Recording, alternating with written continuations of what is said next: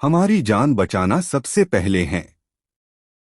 बकवास। शिवम ने हिंसक रूप से संघर्ष किया, साथ ही दहाड़ते हुए कहा, बिना लड़े पीछे हटते हुए, क्या तुम खुद को ड्रैगन गॉड लोक के साधक भी कह सकते हो? बदमाशों का झुंड, मेरे पिता ने तुम्हें किस बारे में चेतावनी दी थी? इस प्राचीन युद्ध क्षेत्र में संत की खोपड़ी सबसे पहले आती है।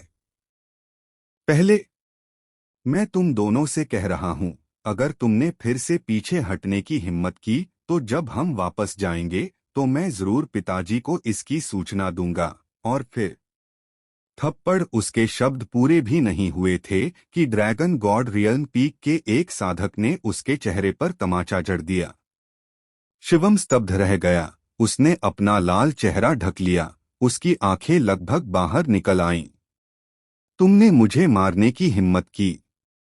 तुमने मुझे मारने की हिम्मत की। यहाँ जो कुछ भी हुआ है, मैंने उसे पहले ही एक मेमोरी क्रिस्टल से रिकॉर्ड कर लिया है। अगर तुम संप्रदाय गुरु को रिपोर्ट करना चाहते हो तो अपनी मर्जी से करो, लेकिन अभी बेहतर होगा कि तुम अपना बदबूदार मुंह बंद रखो। ड्रैगन गॉड रियल्म पीक के साधक, जिसने उसे मारा था, ने गंभीरता से कहा। बदमाश, मेरे पिता मुझे मारने की भी हिम्मत नहीं करते, फिर भी तुम मुझे मारने की हिम्मत करते हो। शिवम चीखा, मैं तुम्हें बिना दफनाए ही मरवा दूंगा। मैं तुम्हारे पूरे परिवार को जरूर मार डालूंगा। दोनों ने शिवम की चीखें सुनी, लेकिन ध्यान नहीं दिया और चुपचाप दूर भाग गए। ऐसा लग रहा था कि वे कृपाण की रोशनी से बच निकलने वाले हैं, लेकिन तभी अचानक उनके सामने दो आकृतियां प्रकट हुईं। एक पुरुष और एक महिला। ये ईशान और दिव्या थे। तुम दोनों वाकई धैर्यवान हो। दिव्या ने शिवम की ओर देखा और मुंह बनाते हुए कहा, वह तुम्हें बिना दफनाए मरने देगा, वह तुम्हारे पूरे परिवार का कत्ल कर देगा, फिर भी तुम उसकी रक्षा कर रहे हो। यह हमारा कर्तव्य है, उनमें से एक ने गंभीरता से कहा। हे। दिव्या ने मुस्कुराते हुए अपना सिर हिलाया, फिर अचानक वार किया। उसके पीछे से दर्जनों सुनहरी तलवारें उड़ी, आकाश को भरते हुए सीधे शिवम की ओर बढ़ी। मुझे बचाओ, मुझे बचाओ। शिवम का चेहरा एकदम बदल गया। एक बच्चे की तरह वह ड्रैगन गॉड लोक के साधक की बाहों में सिमट गया। अरे, मुझे मत पकड़ो, मैं वार नहीं कर सकता। ड्रैगन गॉड लोक के साधक ने दांत पीसते हुए दहाड़ा। लेकिन शिवम पहले से ही आत्मा के उड़ जाने और आत्मा के बिखर जाने की हद तक डर चुका था। वह कैसे सुन सकता था? फुसफुसाहट। ठीक इसी क्षण कृपाण की रोशनी चमकी और जिस व्यक्ति को शिवम पकड़े हुए था वह सीधे दो हिस्सों में बंट गया। एक आदिम आत्मा भी प्रकट नहीं हुई। न केवल वह, बल्कि शिवम भी तुरंत मारा गया। शिवम। यह दृश्य देखकर ड्रैगन गॉड लोक के अंतिम शिखर साधक की आंखें तुरंत लाल हो गईं और उसका गला लगभग चीरता हुआ निकल गया। मूर्ख, मूर्ख। संप्रदाय गुरु ने तुम्हें जीवन रक्षक दांव कलाएं तो जरूर दी, लेकिन तुम कायर मूर्ख, तुम इतने डरपोक हो कि तुम्हें उनका इस्तेमाल करना भी नहीं आता। जैसे ही उसकी आवाज धीमी हुई, वह व्यक्ति असंतुष्ट सा लग रहा था। उसका शरीर टिमटिमाया और वह शिवम के टूटे हुए शरीर के सामने पहुंच गया। Boom boom boom.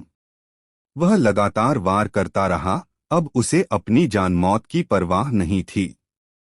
उसके दिल का गुस्सा दबा नहीं सका और उसने शिवम की लाश को पूरी तरह से चकनाचूर कर दिया।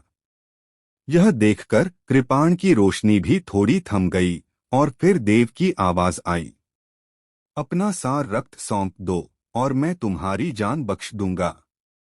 यह सुनकर ड्रैगन देव लोक शिखर साधक स्तब्ध रह गया। फिर मन ही मन आह भरी, अपने ग्लाबेला को थपथपाया और सार रक्त की एक बूंद निकाली।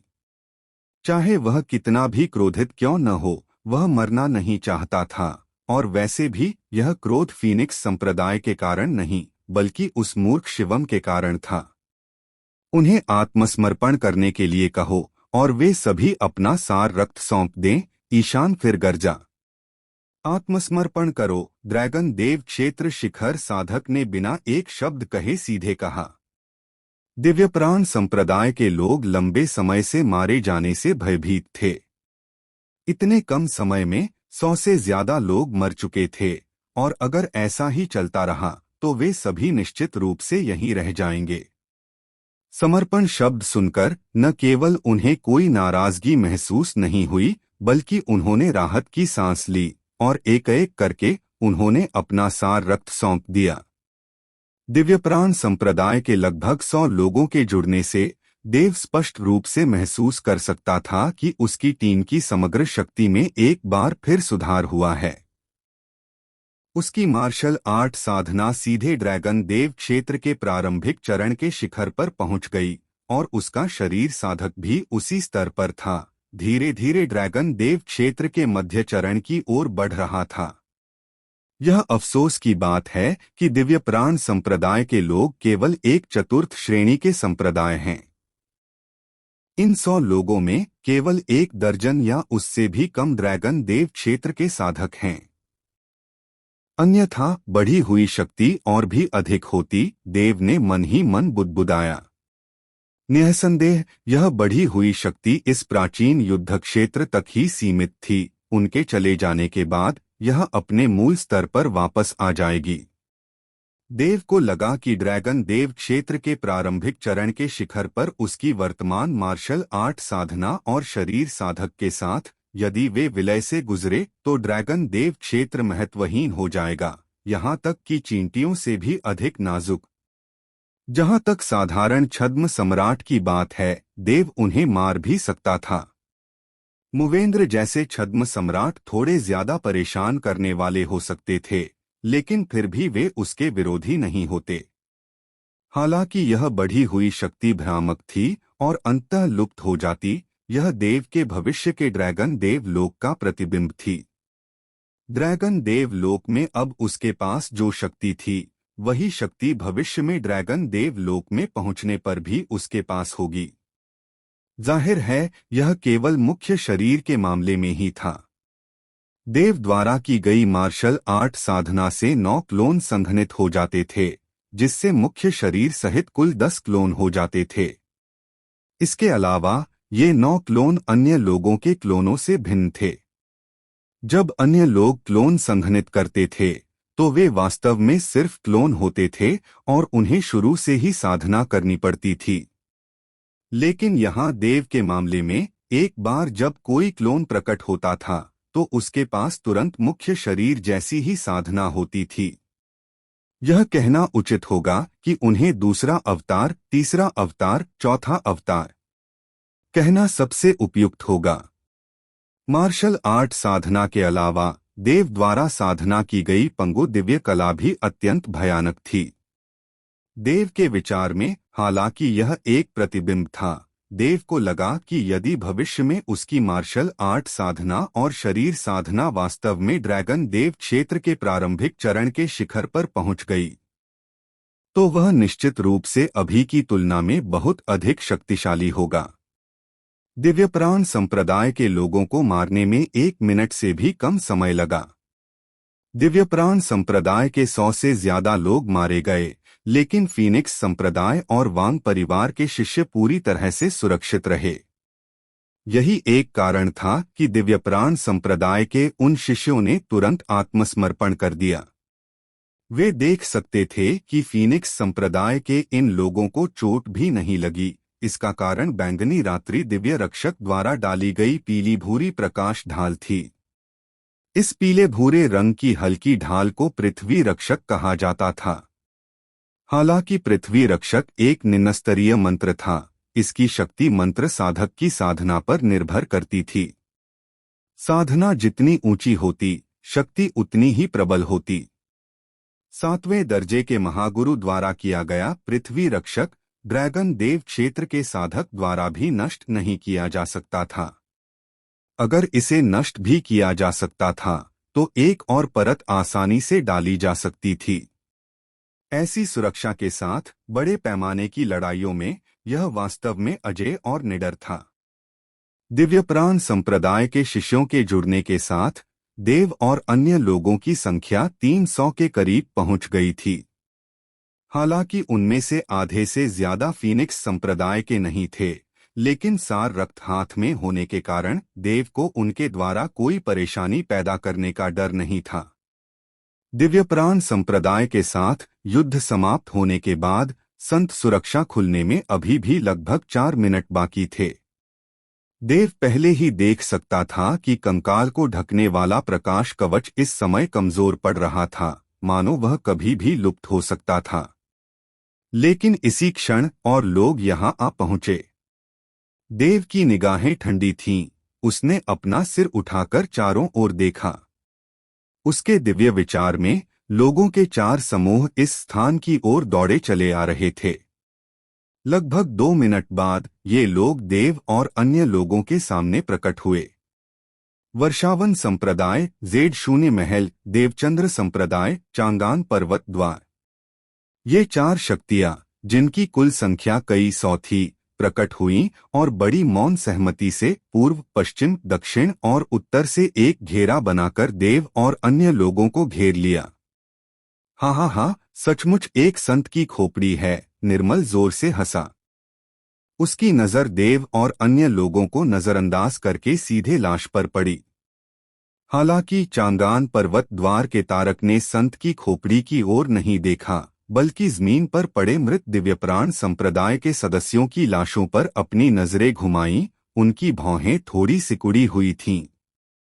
उन्हें हवा में खून की तेज गंध आ रही थी। देवचंद्र संप्रदाय के कौशल के चेहरे पर उदासी छाई हुई थी। उसने न तो संत की खोपड़ी की ओर देखा, न ही देव की ओर। उसकी नजर विशाल संत प्रेत पर ही टिकी रही, यह सोचते हुए कि वह क्या सोच रहा है। आखिरी वाले, जेड शून्य महल की ओर। जैसे ही उसने देव और बाकी लोगों को देखा, केतन की पुतलियां तेजी से सिकुड़ गईं और उसके कदम अचानक रुक गए। यह तुम हो? भंवर के बाहर लड़ाई के दौरान केतन ने देव की भयानक शक्ति का पूरी तरह से अनुभव किया था। उसने कई जीवन रक्षक तरीके अपनाए थे, कई संत आत्मा श्रेणी की वस्तुएं निकाली थीं, और यहाँ तक कि ड्रैगन संप्रभु क्षेत्र के विशेषज्ञ ग्रैंड एल्डर राजेंद्र से भी 2 बार चाल चलवाई थी। फिर भी देव ने उसके शरीर का आधा हिस्सा काट दिया था। केतन को जरा भी संदेह नहीं था कि अगर वह थोड़ी देर से निकलता तो उसका पूरा शरीर सीधे नष्ट हो जाता। उस समय केतन के साथ अभी भी 1000 लोग थे, लेकिन अब केवल 200 ही बचे थे। जाओ। केतन मूर्ख नहीं था। हालांकि उसे संत की खोपड़ी का लालच था, फिर भी उसने इस पल बिना किसी हिचकिचाहट के जाने के लिए मुड़ गया। जेड वॉयर पैलेस के 200 शिष्य भी जानते थे कि ऐसा क्यों हो रहा है। उनके हृदय भय से भर गए और केतन के शब्द सुनते ही वे जल्दी से उसके पीछे चले गए और पीछे हट गए। यह दृश्य देखकर वर्षावन संप्रदाय के निर्मल की भौहें तन गईं। वह स्वाभाविक रूप से केतन को जानता था, यह जानते हुए कि केतन इस बार जेड वॉयर पैलेस का नेता था, जिसके पास शक्तिशाली शक्ति और कई तरीके थे। अगर वह उन सभी का इस्तेमाल करता तो एक छद्म सम्राट को भी पीछे हटना पड़ता। लेकिन अब वह इतनी अचानक क्यों चला गया? जरा रुको, निर्मल ने पुकारा। भाई केतन, यहाँ एक संत की खोपड़ी है, और यह फीनिक्स संप्रदाय तो केवल 6ठे दर्जे का संप्रदाय है। तुम इतनी जल्दी क्यों जा रहे हो? अपना मुंह बंद करो। केतन ने निर्मल को एक ठंडी नजर से देखा, उसके कदम जरा भी नहीं रुके। निर्मल स्तब्ध रह गया, फिर उसका चेहरा भद्दा हो गया। अगर केतन जेड शून्य महल से न होता तो वह उसे जाने ही नहीं देता। देवचंद्र संप्रदाय के कौशल ने भी इस समय केतन को देखा, उसकी आंखों में उलझन थी। केवल चांगान पर्वत द्वार के तारक ने इस समय एक भयावह मुस्कान दिखाई। आगे बढ़ो, अच्छा है अगर सब चले जाएं। इस तरह इस संत की खोपड़ी के लिए कोई मुझसे प्रतिस्पर्धा नहीं करेगा। इस समय मैदान का माहौल कुछ दमनकारी था। फीनिक्स संप्रदाय को मिलाकर कुल 5 संप्रदाय थे, लेकिन किसी भी सेना ने फीनिक्स संप्रदाय के विरुद्ध कोई कदम नहीं उठाया। खासकर सबसे शक्तिशाली शक्ति सुपर संप्रदाय जेड वॉयड पैलेस देव को देखकर बिना कुछ कहे ही मुड़ गया और चला गया। उसके चेहरे पर भय, घृणा और खौफ साफ दिखाई दे रहा था। क्या ऐसा हो सकता है कि केतन को फीनिक्स संप्रदाय के हाथों हार का सामना करना पड़ा? निर्मल ने गहरी भौहें चढ़ाई। ऐसा नहीं हो सकता। यह छठी श्रेणी का संप्रदाय फीनिक्स संप्रदाय एक सुपर संप्रदाय को कैसे हार का सामना करवा सकता है? केतन, इस समय देव अचानक बोला। उसकी धीमी आवाज फैल गई। तुम भाग क्यों रहे हो? देव की बातें सुनकर केतन का शरीर कांप उठा, लेकिन रुकने के बजाय वह और भी तेजी से आगे बढ़ा। उस पर ड्रैगन फोर्स भड़क उठी और उसके पीछे खड़े लगभग 200 जेड वॉयड पैलेस शिष्यों के हाव भाव अचानक बदल गए और वे तेजी से दूर भाग गए। सचमुच वे भाग रहे थे। केतन भाग रहा था और जेड वॉयड पैलेस शिष्य भी भाग रहे थे। पिछली लड़ाई में केतन देव के हाथों लगभग मर ही गया था। यहाँ तक कि एक ड्रैगन सॉवरेन रियन विशेषज्ञ का हस्तक्षेप भी बेकार था। जहाँ तक जेड वॉयड पैलेस शिष्यों की बात है, उन्हें फीनिक्स संप्रदाय ने शक्तिशाली रूप से दबा दिया था और दर्जनों शिष्य एक ही पल में मारे गए थे, जिससे इस प्राचीन युद्ध क्षेत्र में प्रवेश करने वाले 1000 लोगों में से केवल 900 से ज्यादा ही बच पाए। यह पूरी तरह से दमनकारी था, जिसका कोई मुकाबला नहीं था। जब जेड वॉयड पैलेस के शिष्यों ने फीनिक्स संप्रदाय पर हमला किया तो उनके ज्यादातर हमले चकमा दे दिए गए, और जो चकमा नहीं दे पाए वे फीनिक्स संप्रदाय के शरीर के बाहर पृथ्वी रक्षक पर हमला कर गए। अगर यह सिर्फ एक परत होती तो ठीक था, लेकिन मुख्य बात यह थी कि यह सिर्फ एक परत नहीं थी। पीछे हटते हुए चाहे कितनी भी परतें क्यों न हों, भले ही जेड वॉयड पैलेस के शिष्यों के हमलों से वे टूट भी गए हों, जब वे हमले फीनिक्स संप्रदाय के शिष्यों पर पड़े तो वे पूरी तरह से सुरक्षित थे। सभी फीनिक्स संप्रदाय के सदस्यों ने कुनपेन पवित्र शरीर की साधना की थी, जिससे उनके भौतिक शरीर अलग अलग स्तरों पर मजबूत हुए थे। इसलिए जब हमले रक्षा और न्यूनीकरण की परतों से गुजरते हुए उनके शरीर पर प्रहार करते तो उनके पास व्यावहारिक रूप से कोई शक्ति नहीं बचती थी और उनके भौतिक शरीर आसानी से उनका सामना कर सकते थे। हालांकि जेड वॉयड पैलेस अलग था। जब तक उन पर प्रहार होता तब तक उन्हें बहुत दर्द होता था, और अगर वे अपनी साधना खो देते तो वे नश्वर लोगों से अलग नहीं होते, क्योंकि उनके भौतिक शरीर बहुत कमजोर होते थे।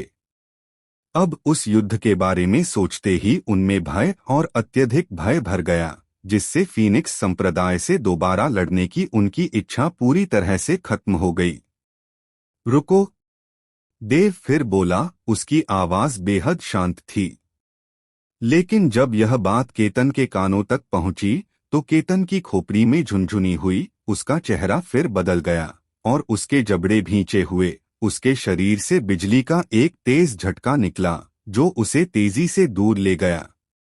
इस दृश्य के कारण देवचंद्र संप्रदाय के निर्मल और कौशल की पुतलियां अविश्वास से सिकुड़ गईं।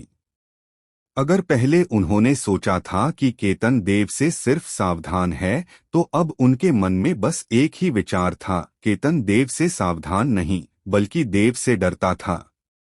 सावधान और भयभीत दो बिल्कुल अलग अवधारणाएं हैं। यह निर्मल की आंखें अविश्वास से चौड़ी हो गईं। यह पहली बार था जब उसने किसी महासंप्रदाय के किसी प्रतिभाशाली व्यक्ति को छठे दर्जे के संप्रदाय के गुरु द्वारा बुरी तरह डरा हुआ और घबराहट में भागते देखा। क्या यह केतन सचमुच जेड शून्य महल से है?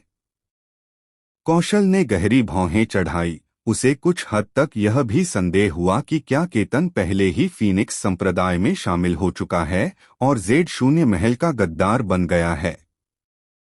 वरना एक महासंप्रदाय के अद्वितीय प्रतिभाशाली व्यक्ति के रूप में अपनी स्थिति के साथ वह भागता क्यों?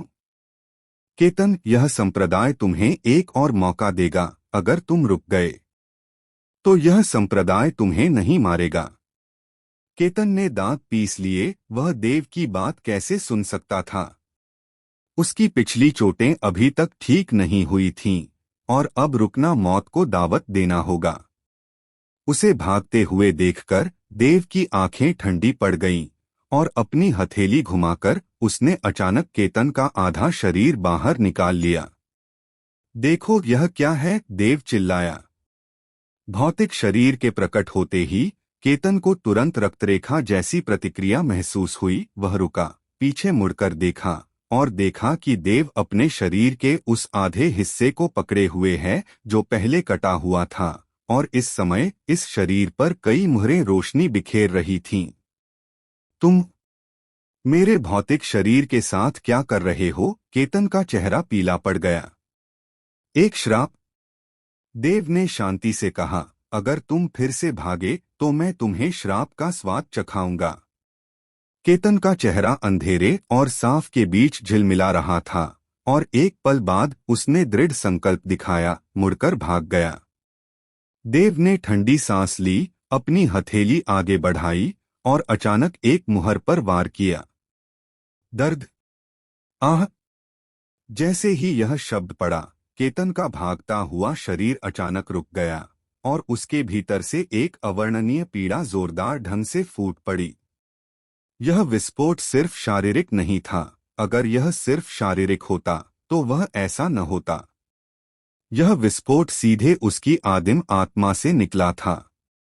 केतन का 90% दर्द उसकी आदिम आत्मा से आ रहा था। एक पल में केतन ने महसूस किया कि उसकी आदिम आत्मा मुरझा रही है, हताश हो रही है, मानो वह किसी भी क्षण विलीन हो जाएगी।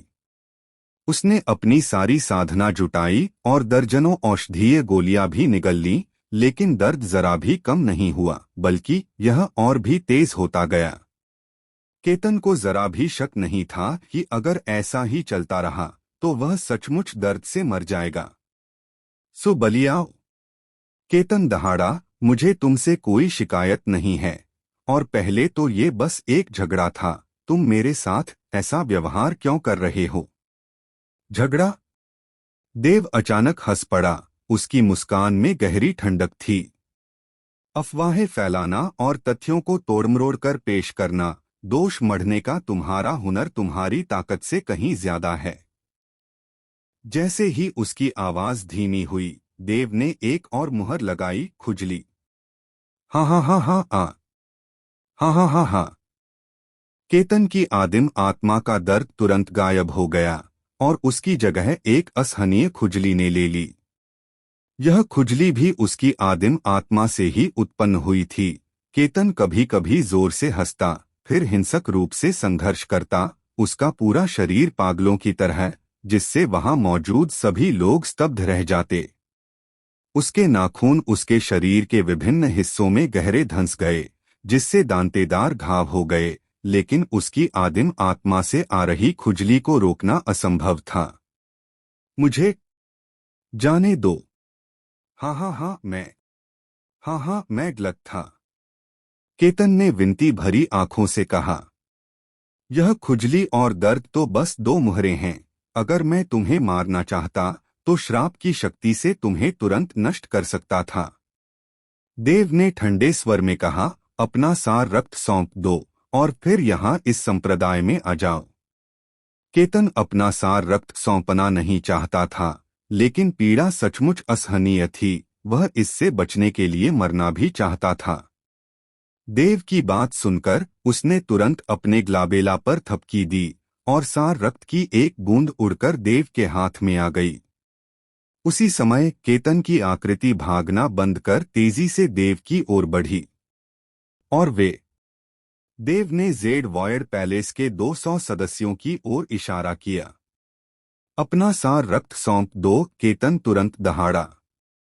200 लोगों ने एक दूसरे की ओर देखा। वे कुछ अनिच्छुक थे, क्योंकि वे जानते थे कि एक बार अपना सार रक्त सौंप देने के बाद उनकी जिंदगी सचमुच देव के हाथों में होगी। जल्दी करो, केतन फिर दहाड़ा। उसके बाल बिखरे हुए थे, उसका शरीर जख्मों से भरा था, उसकी आंखें क्रूरता और द्वेष से भरी थीं। यह देखकर 200 लोगों ने आह भरी और सभी ने अपना सार रक्त सौंप दिया। उसी समय वे केतन के साथ आज्ञाकारी रूप से देव के सामने आ गए। देव ने उपहास किया, एक मुहर मारी और केतन के शरीर का दर्द तुरंत गायब हो गया। वह अपने दिल में देव से बेहद नफरत करता था, लेकिन देव के हाथों में अपना सार रक्त होने के कारण वह जल्दबाजी में कोई कदम उठाने की हिम्मत नहीं कर सका।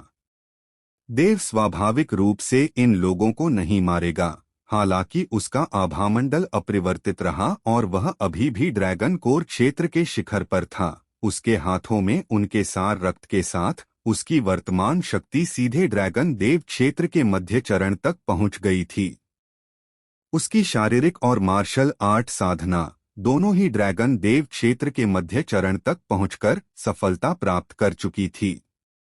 शक्ति में यह वृद्धि आश्चर्यजनक थी। देव को तो यह भी लगा कि अपनी ड्रैगन देव क्षेत्र मध्य चरण साधना और अपने शरीर साधक और मार्शल आर्ट साधना के सम्मिलन से वह एक ही मुक्के से मुवेंद्र को उड़ा सकता है।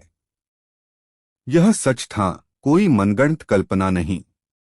यहाँ तक कि वांग परिवार, फीनिक्स संप्रदाय और यहाँ तक कि केतन और अन्य लोगों ने भी अपना सार रक्त सौंपकर देव से जुड़ने के बाद अपनी शक्ति में भारी वृद्धि महसूस की। केतन का मूल रूप से पीला रंग फिर से ताजा रक्त से भर गया, जिससे वह क्षण भर के लिए स्तब्ध रह गया। जेड वॉयड पैलेस के उच्चाधिकारियों ने उसे केवल इतना बताया था कि प्राचीन युद्ध क्षेत्र में प्रवेश करने के बाद उसकी शक्ति में वृद्धि होगी, इसलिए पहले अपने संप्रदाय के लोगों को ढूंढना जरूरी था। जब 1000 लोग एकत्रित होंगे तब वे अपनी सबसे शक्तिशाली अवस्था में होंगे। न केवल जेड वॉयड पैलेस बल्कि अन्य संप्रदायों ने भी प्राचीन युद्ध क्षेत्र में प्रवेश करने वाले अपने कनिष्ठों को इसी प्रकार चेतावनी दी थी। हालांकि उनकी चेतावनियों में उन्हें केवल अपने ही संप्रदाय के लोगों को ढूंढने का निर्देश था। इससे पहले कुछ वरिष्ठों ने दूसरों के साथ एकत्रित होने की कोशिश की थी, लेकिन उनकी शक्ति में कोई वृद्धि नहीं हुई थी। ऐसा प्रतीत होता था कि ड्रैगन मार्शल इच्छा शक्ति यह पहचान सकती थी कि कोई किस संप्रदाय से संबंधित है। केवल जब एक ही संप्रदाय के लोग एकत्रित होते थे तभी उनकी समग्र शक्ति में वृद्धि होती थी। लेकिन इस समय केतन ने अपने पीछे जेड वॉयड पैलेस के लगभग 200 शिष्यों को, फिर फीनिक्स संप्रदाय को और अंत में वांग परिवार और उन अन्य लोगों को देखा जो हमेशा फीनिक्स संप्रदाय के सदस्यों के पीछे खड़े रहते थे। वांग परिवार। इससे पहले केतन ने अपना सारा ध्यान देव पर केंद्रित कर रखा था। अब उसे ध्यान आया कि वांग परिवार के लोग भी वहां मौजूद थे। केतन वांग परिवार के सिर्फ इवान को जानता था। उसने बाकियों पर ध्यान नहीं दिया और स्वाभाविक रूप से उन्हें पहचान भी नहीं पाया, लेकिन उनके कपड़ों पर अंकित वांग अक्षर उनकी पहचान का संकेत दे रहा था। वांग परिवार के ये लोग भी फीनिक्स संप्रदाय के अधीन हो गए हैं, केतन ने मन ही मन सोचा। उसे एक तरह का सुख दुख का एहसास हुआ और उसका मूड थोड़ा संतुलित हुआ। साथ ही उसे देव की ताकत का पूरा अंदाजा हो गया था। फीनिक्स संप्रदाय महाशक्तियों की संख्या के लिहाज से इस संप्रदाय जितना अच्छा भले ही न हो, लेकिन मध्यम स्तर के महाशक्तियों की संख्या एक औसत तीसरे दर्जे के संप्रदाय या यहाँ तक कि एक दूसरे दर्जे के संप्रदाय से भी ज्यादा है। केतन ने देव को गहराई से देखते हुए एक गहरी सांस ली। मुझे तुम्हारी चीजें नहीं चाहिए और मैं तुम्हारी जान बख्श दूंगा। देव ने शांत भाव से केतन की ओर देखा और हल्के से कहा, लेकिन इस प्राचीन युद्ध क्षेत्र में तुम्हें मेरी बात माननी ही होगी, वरना तुम्हें मेरा विरोध करने के परिणाम पता चल जाएंगे। कोई कुछ नहीं बोला। केतन चुप था और जेड शून्य महल के अन्य शिष्य तो निश्चित रूप से मृत्यु की कामना नहीं करेंगे। अब कार्रवाई करने की तुम्हारी बारी है। देव ने अपनी नजरें वर्षावन संप्रदाय पर, फिर देवचंद्र संप्रदाय पर और अंत में चांगान पर्वत द्वार के तारक पर टिका दी। अगर इस संप्रदाय को ठीक से याद है तो तुम वर्षावन संप्रदाय, देवचंद्र संप्रदाय और चांगान पर्वत द्वार से हो, है ना? देव ने अचानक पूछा। निर्मल का चेहरा गंभीर था। उसने शुरू में सोचा था कि जेड शून्य महल को शामिल करने के साथ फीनिक्स संप्रदाय को घेरने वाली चारों सेनाएं निश्चित रूप से उसके विनाश का कारण बनेंगी, चाहे फीनिक्स संप्रदाय कितना भी शक्तिशाली क्यों न हो। और एक बार फीनिक्स संप्रदाय नष्ट हो जाने के बाद चारों सेनाएं संत की खोपड़ी के लिए प्रतिस्पर्धा कर सकती थीं। लेकिन उसने कभी नहीं सोचा था कि जेड शून्य महल वास्तव में पक्ष बदल लेगा। परिणामस्वरूप दोनों पक्षों के बीच ताकत का अंतर तुरंत स्पष्ट हो गया। फीनिक्स संप्रदाय में स्वयं 100 से ज्यादा लोग थे और वांग परिवार और जेड शून्य महल को मिलाकर कुल मिलाकर लगभग 400 लोग हो गए। इसके विपरीत उनके 3 पक्षों वर्षावन संप्रदाय, देवचंद्र संप्रदाय और चांगरान पर्वत द्वार में मिलाकर भी 400 लोग नहीं थे। मुख्य बात यह थी कि दोनों पक्षों के बीच शक्तिशाली लोगों की संख्या में भी अंतर था। धिक्कार है, निर्मल ने मन ही मन कोसा। देवचंद्र संप्रदाय के कौशल का भी यही विचार था। उसने संत की खोपड़ी को देखा, फिर देव और अन्य लोगों को देखा, एक पल के लिए सोचा और अचानक मुड़कर कहा, चलो चलें। वह बेहद निर्णायक था। उसे साफ पता था कि दोनों पक्षों के बीच ताकत का अंतर बहुत ज्यादा है और वह यहां अपनी मेहनत बर्बाद नहीं करना चाहता था। लेकिन चूंकि वह पहले ही आ चुका था, देव उसे कैसे जाने दे सकता था। रुको, देव ने हल्के से कहा। कौशल रुका, अपनी मुट्ठियां भींची और बोला, संप्रदाय गुरुदेव, इस संप्रदाय को फीनिक्स संप्रदाय से कभी कोई शिकायत नहीं रही और हर कोई इस संत की खोपड़ी पाने की इच्छा रखता है। संत का प्रेत देखकर मैं स्वाभाविक रूप से यहां दौड़ा चला आया। हालांकि इस समय संप्रदाय गुरुदेव के साथ प्रतिस्पर्धा करने का मेरा कोई इरादा नहीं है। मुझे उम्मीद है कि संप्रदाय गुरुदेव उदारता दिखाएंगे ताकि हम भविष्य में ड्रैगन मार्शल महाद्वीप पर फिर से मिल सकें। तुम जा सकते हो, लेकिन मैं तुम्हें 2 विकल्प देता हूं। पहला, 10 अरब आत्मा रत्नों को पीछे छोड़ दो। दूसरा, वर्षावन संप्रदाय के लोगों को छोड़ दो, देव ने कहा। कौशल स्तब्ध रह गया और अचानक वर्षावन संप्रदाय के लोगों की ओर देखने लगा। इस क्षण निर्मल का चेहरा बदल गया और उसने कहा, सुबलियाओ, क्या तुम कुछ ज्यादा ही दबंग नहीं हो रहे हो? इस संप्रदाय को फीनिक्स संप्रदाय से कोई शिकायत नहीं है, तो तुम इतनी निर्दयी क्यों हो? अगर यह संप्रदाय सचमुच एक साधारण 6ठे दर्जे का संप्रदाय होता तो इस समय शायद तुम ही निर्दयी होती, है ना? देव ने अपनी आंखें उठाईं और उन्हें सिकोड़ लिया। कौशल। निर्मल ने कौशल की ओर देखा। उसका चेहरा कुछ गंभीर था। तुम और मैं दोनों तीसरे दर्जे के संप्रदाय हैं और दोनों ही तलवार आत्मा मंडप के अधिकार क्षेत्र में हैं। पहले हमें एकजुट माना जाता था। क्या तुम सचमुच कोई कदम उठाने वाली हो? कौशल ने भौहें चढ़ाई, देव की ओर मुट्ठियां बांधी और कहा, संप्रदाय गुरुदेव, इस प्राचीन युद्धभूमि के अंत में एक महान निर्णायक युद्ध होगा। मेरा मानना है कि हमें अपनी शक्ति यहाँ बर्बाद नहीं करनी चाहिए, इसलिए मैं आपसे बस एक बात पूछूंगा, रुकें या न रुकें? देव की निगाहें ठंडी पड़ गईं। इसी क्षण देव से अचानक एक शक्तिशाली आभा फूट पड़ी, जिसने कौशल को अभिभूत कर दिया। उसी क्षण कौशल का चेहरा पीला पड़ गया, उसकी आंखें चौड़ी हो गईं, जिससे गहरा अविश्वास प्रकट हुआ। जब वह आभा नीचे दबी तो उसने महसूस किया कि उसकी साधना धीरे धीरे लगभग रुक सी गई है। यह तो बस एक आभा थी। कौशल ने गहरी सांस ली। उसने शुरू में सोचा था कि देवचंद्र संप्रदाय के एक प्रतिभाशाली व्यक्ति के रूप में अनेक साधनों के साथ, चाहे सुबलियाओं कितना भी शक्तिशाली क्यों न हो, वह अभी भी ड्रैगन कोर क्षेत्र में ही है और वह उससे लड़ सकता है। लेकिन अब लग रहा था उसके हाथों में वह शायद सिर्फ एक चींटी थी। अगर वह चाहता तो उसे वार करने का मौका भी नहीं मिलता। यही वह विचार था जिसने वर्षावन संप्रदाय के विरुद्ध कार्रवाई करने के कौशल के इरादे को मजबूत किया। कौशल कोई हिचकिचाहट वाला व्यक्ति नहीं था। यह बात उसके द्वारा पहले संत की खोपड़ी को निर्णायक रूप से त्यागने से देखी जा सकती थी। अब जब उसने देव की शक्ति का पूरा अनुभव कर लिया था तो बिना एक शब्द कहे उसने अपना हाथ हिलाया और सीधे वर्षावन संप्रदाय की ओर बढ़ गया। कार्रवाई करो कौशल। यह देखकर कि देवचंद्र संप्रदाय के लोग सचमुच आक्रमण कर रहे थे, निर्मल के चेहरे के भाव अचानक बदल गए और वह जल्दी से गर्जा, सुबलियाओ, मुझे अब उस संत की खोपड़ी नहीं चाहिए। अगर मैंने पहले जो कुछ भी कहा उससे तुम्हें ठेस पहुंची हो तो मैं माफी मांगता हूं। समर्पण करो या मर जाओ। देव वहां पालथी मारकर बैठ गया, शांति से निर्मल को देखते हुए। समर्पण कैसे करना है यह तुम अपने दिल में जानते हो। तुम।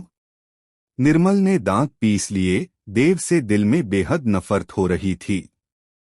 उसने कभी नहीं सोचा था कि इतनी अच्छी स्थिति इस तरह बदल जाएगी।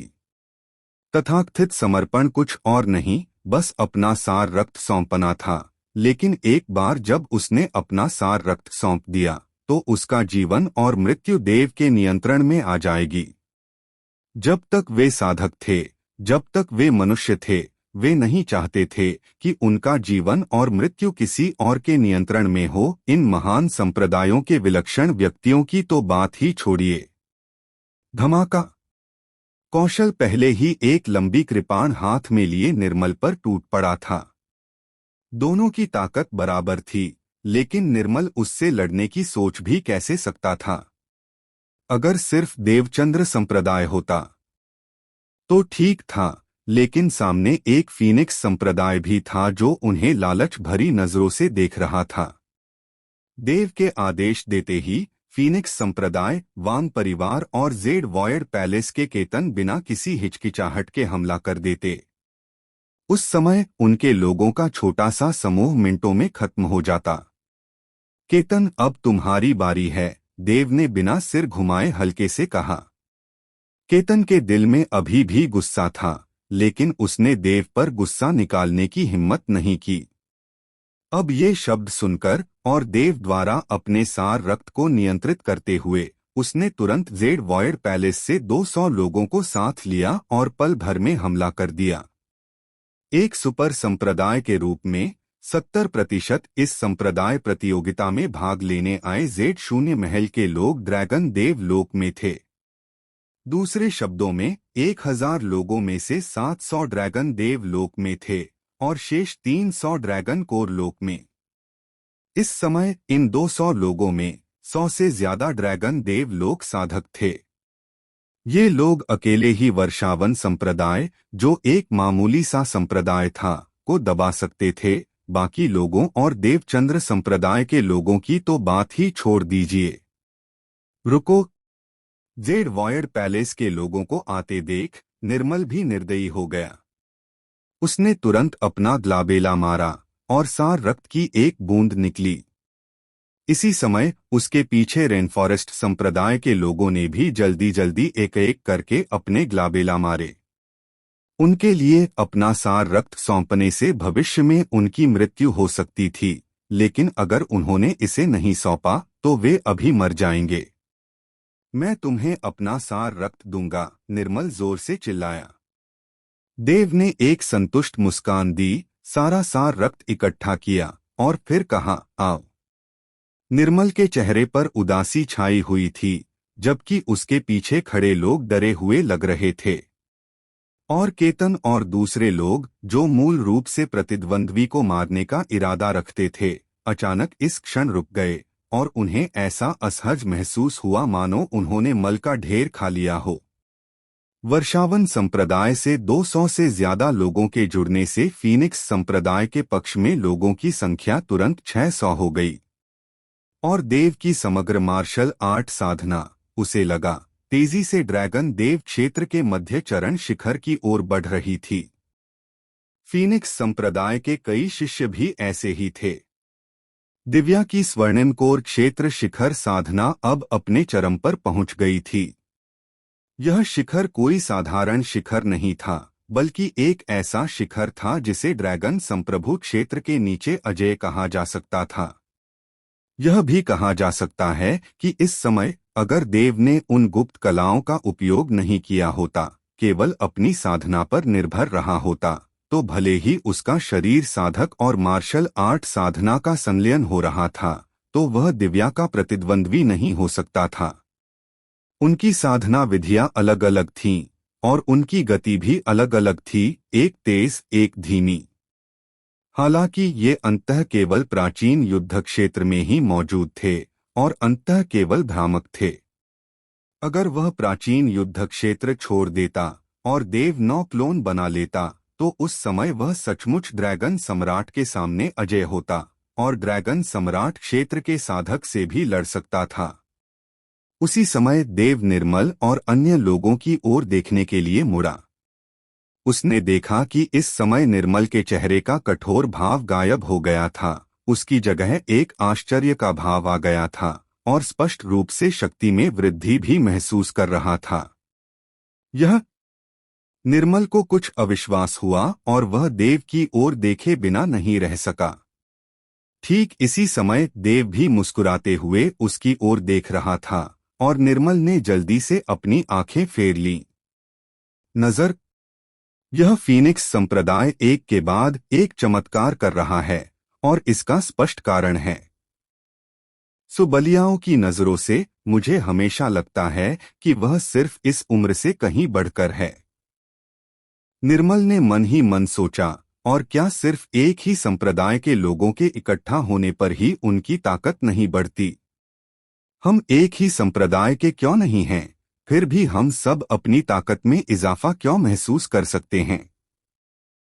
मैं महसूस कर सकता हूं कि हालांकि यह भ्रम है, फिर भी इस प्राचीन युद्ध क्षेत्र में मेरी प्रगति ड्रैगन देव लोक के शिखर पर पहुंच गई है। यह सोचकर निर्मल को अचानक लगा कि देव और बाकियों के साथ जुड़ना इतना भी बुरा नहीं था। बस एक ही कमी थी कि अब उसका जीवन उसके अपने नियंत्रण में नहीं था। कौशल निर्मल के चेहरे के भावों में आ रहे बदलावों पर ध्यान दे रहा था। जब उसने देखा कि उसका कठोर भाव गायब हो गया है, उसकी जगह आश्चर्य और फिर उत्साह ने ले ली है, तो वह स्तब्ध रह गया। लेकिन यह ज्यादा सोचने का समय नहीं था। उसने देव की ओर मुट्ठियां बांधी और कहा, संप्रदाय गुरुदेव, वर्षावन संप्रदाय के लोग पहले ही रुक गए हैं। आप क्या सोचते हैं? आप जा सकते हैं, देव ने कहा। कौशल चौंक गया और देव को गौर से देखने लगा। उसे थोड़ा अविश्वास हो रहा था, लेकिन फिर भी वह धीरे धीरे पीछे हटता रहा, जब तक कि वह देव और बाकी लोगों को देख नहीं पाया। तभी उसने राहत की सांस ली।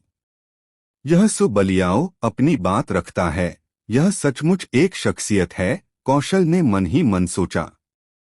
और इस समय देव और बाकी लोगों के साथ जेड वॉयड पैलेस और वर्षावन संप्रदाय के लोग पहले ही आत्मसमर्पण कर चुके थे, और देवचंद्र संप्रदाय भी जा चुका था।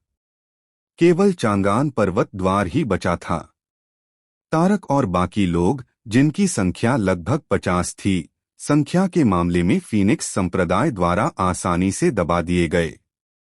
कुछ गड़बड़ होने का एहसास होने पर तारक ने वहां से जाने का इरादा किया, लेकिन दिव्या और ईशान के लोगों ने उसका रास्ता रोक दिया। संप्रदाय गुरुदेव, हम फीनिक्स संप्रदाय के आगे समर्पण करने को तैयार हैं, और हमें उम्मीद है। तारक की आंखें चमक उठीं, वह समर्पण करने को तैयार था, लेकिन अपनी बात पूरी करने से पहले ही देव ने उसे बीच में ही रोक दिया। जरूरत नहीं। तारक के हाव भाव बदल गए, और फिर वह रूखी हंसी में बोला, संप्रदाय गुरुदेव, हम 50 से ज्यादा लोगों की साधना के साथ, जो सभी ड्रैगन देव लोक में हैं, अगर हम फीनिक्स संप्रदाय में शामिल हो जाएं, तो हम फीनिक्स संप्रदाय को भी कुछ सहायता प्रदान कर सकते हैं। जरूरत नहीं, देव ने फिर भी मना कर दिया। निर्मल और केतन दोनों थोड़े हैरान थे। चांगान पर्वत द्वार की ताकत प्रथम श्रेणी के संप्रदायों में भी सर्वोच्च स्तर पर थी। अगर कोई महासंत पैदा हो जाए और उनकी संख्या पर्याप्त हो तो वे महासंप्रदायों को भी टक्कर दे सकते हैं। अगर तारक और अन्य लोग शामिल हो जाए तो यह वाकई बहुत बड़ी मदद होगी, लेकिन देव ने असहमति क्यों जताई? जब वे सोच ही रहे थे, देव धीरे से उठा, मानो अपने शरीर से धूल झाड़ रहा हो, फिर मुड़कर तारक और बाकियों की तरफ देखा। मुझे गद्दार नहीं चाहिए। क्या? जैसे ही देव की आवाज धीमी हुई, निर्मल और केतन की पुतलियां सिकुड़ गईं और वे सदमे से चिल्ला उठे। उनकी नजरें तुरंत तारक और बाकियों पर पड़ी, मानो उन्हें यकीन ही न हो रहा हो। तुम्हारा मतलब है उन्होंने हमें पहले ही धोखा दे दिया है? ड्रैगन मार्शल कॉन्टिनेंट को धोखा दिया है? केतन ने देव से पूछा, इस पर विश्वास करने से इनकार करते हुए। उसे सचमुच यकीन करना मुश्किल लगा। चांगान माउंटेन गेट एक उच्च कोटि का संप्रदाय था, जिसकी नींव बेहद मजबूत थी, जो किसी सुपर संप्रदाय से बस थोड़ा ही कमतर था। जब तबाही आई तो चांगान माउंटेन गेट ने पहले ही अपने माउंटेन गेट को बंद कर दिया था, तो वह विश्वासघात कैसे कर सकता था? तुम बकवास कर रहे हो। तारक के हाव भाव बदल गए और उसने देव की ओर इशारा करते हुए कहा, सुबलियाओ, अगर तुम सचमुच हमें मारना चाहते हो तो हमें मार डालो। हमें बदनाम करने के लिए तुम्हें ऐसा बहाना क्यों ढूंढना पड़ रहा है? ड्रैगन मार्शल महाद्वीप एक विपत्ति का सामना कर रहा है। हम ड्रैगन मार्शल महाद्वीप में जन्मे हैं और ड्रैगन मार्शल महाद्वीप के लिए मरेंगे। हम आपकी ऐसी बेबुनियाद बदनामी बर्दाश्त नहीं करेंगे। मार डालो। देव ने शांति से तारक को देखा और बस एक शब्द कहा, फुसफुस फुसफुस फुसफुस। फीनिक्स संप्रदाय के शिष्य तुरंत बाहर भागे। वांग परिवार के सदस्य भी एक पल के लिए हिचकिचाए, जैसे कि जेड वॉयड पैलेस के सदस्य, लेकिन अंततः वे सभी तारक और अन्य लोगों की ओर दौड़े और उन्हें घेर लिया। धमाका! दिव्या ने बिना कुछ कहे हमला कर दिया। उसकी सुनहरी तलवार ने आकाश और धरती को हिलाकर रख दिया। उसकी शक्ति, जो ड्रैगन सम्राट क्षेत्र के नीचे अजेय थी और छद्म सम्राट क्षेत्र को कुचलने में सक्षम थी, इस क्षण पूरी तरह से प्रकट हो गई। उसी समय बहते बादल ने अपनी हथेली हिलाई और तारक और अन्य लोगों के आसपास के स्थान में तुरंत उतार चढ़ाव दिखाई देने लगे। लहरें तेजी से फैलीं, अंततः एक पिंजरा बन गया जिसने अपने भीतर के सभी 50 से ज्यादा लोगों को दबा दिया। उस पिंजरे के भीतर से आश्चर्यजनक स्थानिक ब्लेड निकले, जो लंबे, अतुलनीय रूप से तीखे चाकुओं जैसे थे और इन 50 लोगों पर वार कर रहे थे। इसके अलावा फीनिक्स संप्रदाय, वांग परिवार के सदस्यों और जेड शून्य महल के शिष्यों की ओर से कई हमले हुए। हाँ हाँ हाँ हाँ हाँ। तारक जानता था कि वह अब और नहीं छिप सकता और तुरंत हंस पड़ा। मुझे सच में उम्मीद नहीं थी कि इस महान दानव देवता का पता लगाने वाला कोई नहीं होगा इस ड्रैगन मार्शल महाद्वीप पर एक ड्रैगन सम्राट क्षेत्र या ड्रैगन श्रद्धेय क्षेत्र विशेषज्ञ, बल्कि आप एक साधारण ड्रैगन कोर क्षेत्र साधक हैं। ये शब्द निकलते ही निर्मल और केतन के हाव भाव अचानक बदल गए। तुमने सचमुच हमें धोखा दिया, केतन सदमे में चिल्लाया। तारक ने व्यंग्य किया, विश्वासघात? एक जिद्दी समूह। अगर यह ड्रैगन मार्शल इच्छा शक्ति इस महान दानव देवता की साधना को केवल 10वें हिस्से तक दबा न देती तो आधिपत्य की इतनी जरूरत ही क्यों होती? मैं तो उन्हें सीधे ही नष्ट कर देता। हरामजादी! निर्मल और केतन दोनों ने दांत पीस लिए। हालांकि उन्हें देव से शिकायत थी, लेकिन उसकी तुलना में इन अलौकिक दानवों के प्रति उनकी नफरत सच्ची और असहनीय थी। अमर महल। एक ठंडी खर्राट के साथ केतन ने सीधे अपने अमर महल को बुलाया। जैसे ही उसने अपनी हथेली हिलाई, उसके ऊपर रून तैरने लगे और अमर महल तुरंत बड़ा हो गया, जिससे तारक और बाकी लोग दब गए। निर्मल की तरफ से उसने एक उच्च श्रेणी का बैंगनी स्वर्ण श्रेणी का लंबा भाला निकाला। भाले पर ड्रैगन और फीनिक्स सजीव रूप से बारीक नक्काशीदार थे। वह जमीन पर पैर पटकते हुए तारक की ओर बढ़ा। वह वास्तव में एक तृतीय श्रेणी के संप्रदाय के दो युवा संप्रदाय प्रमुखों में से एक था, लेकिन एक तृतीय श्रेणी के संप्रदाय की तुलना एक महासंप्रदाय से नहीं की जा सकती थी। उदाहरण के लिए, केतन के पास कम से कम कई संत आत्मा श्रेणी की वस्तुएं थीं, जबकि निर्मल का हथियार केवल बैंगनी स्वर्ण श्रेणी का था। सिर्फ तुम? तारक जोर से हंसा। उसकी आंखों में लाल रोशनी टिमटिमा रही थी। उसका शरीर अचानक फट गया और स्वर्ग और पृथ्वी के बीच एक विशाल विभत्स आकृति प्रकट हुई। यह आकृति विशाल थी, 500 झांग ऊंची, आकाश को छूती और धरती पर खड़ी, आश्चर्यजनक रूप से असाधारण। उसके शरीर से एक भयानक आभा निकल रही थी। ड्रैगन देव लोक नहीं, बल्कि छद्म सम्राट लोक, कम से कम मुवेंद्र के छद्म सम्राट लोक आभा के स्तर पर। शापित ड्रैगन मार्शल इच्छा शक्ति, शापित ड्रैगन मार्शल इच्छा शक्ति।